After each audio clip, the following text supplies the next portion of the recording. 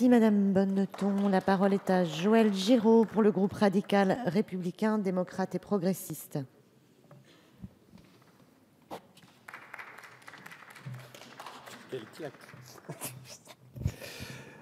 Madame la présidente, madame la ministre, monsieur le rapporteur, chers collègues, nous voilà à nouveau réunis en séance afin de nous prononcer sur le texte issu de la commission mixte paritaire relatif à la proposition de loi d'expérimentation territoriale visant à résorber le chômage de longue durée.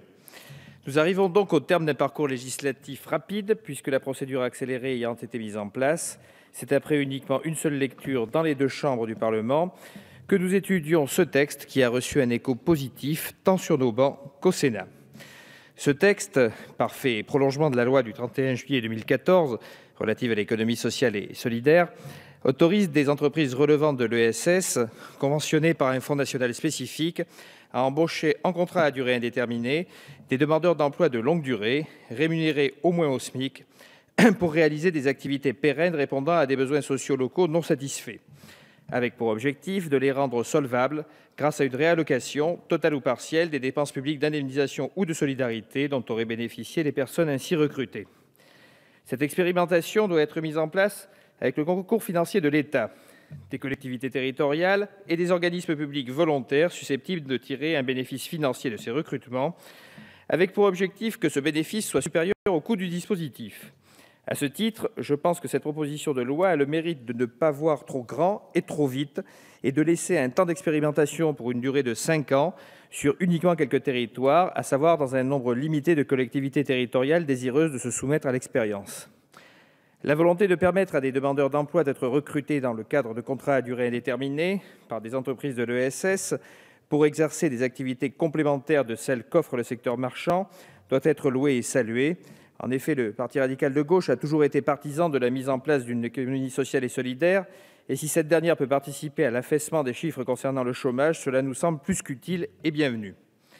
Après les travaux du Sénat, 7 articles restent dès lors en discussion, puisque l'article 7 ter a été voté conforme par le Sénat, et les articles 6 et 8 ont fait l'objet d'une suppression conforme.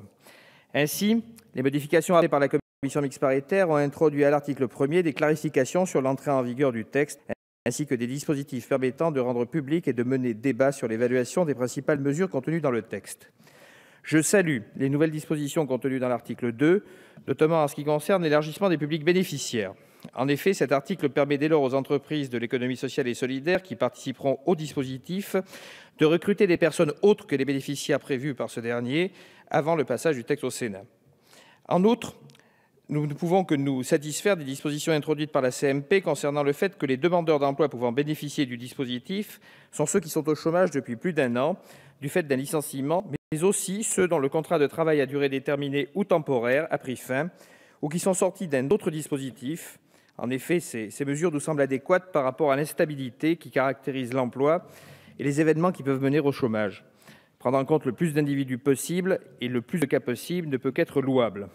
Concernant l'article 3, les dispositions sont désormais bien précisées tant sur l'attribution dans la loi, la gestion du fonds d'expérimentation territoriale contre le chômage de longue durée, à une association loi de 1901, tout en listant la composition du conseil d'administration tant à des élus et représentants de l'État qu'à des représentants des corps intermédiaires que sur le mode de désignation du représentant des missions locales au sein du CA du fonds.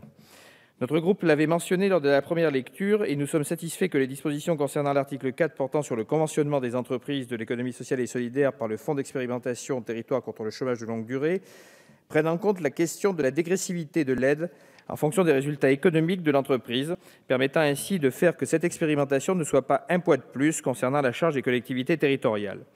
Bref, ma collègue Dominique Orliac a également eu l'occasion de le répéter, tant en commission qu'en première lecture.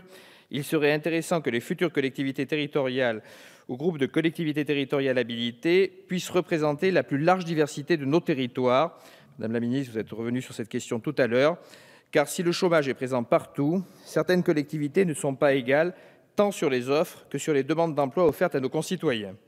Ce texte est un pas important dans les politiques publiques visant à lutter contre le chômage. Nos deux chambres ne s'y sont pas trompées, vu le vote quasi unanime, tant à l'Assemblée nationale qu'au Sénat. C'est un texte rassembleur. Majorité et opposition se sont retrouvées sur ce texte, et cela est réjouissant. C'est aussi un texte rassembleur du politique et de la société civile, puisque cette proposition de loi est d'autant plus pertinente par son contenu que par son origine, à savoir de l'association ATD Quart Monde. Lors des précédentes discussions et débats, le groupe des radicaux de gauche et apparentés l'avait dit dans cet hémicycle, plus encore aujourd'hui qu'hier, les associations et le tissu qu'elles forment sur tout le territoire jouent un rôle très important dans la cité du citoyen. Cette proposition de loi est un exemple de plus où le monde associatif stimule le politique en impulsant des idées, des projets, des envies.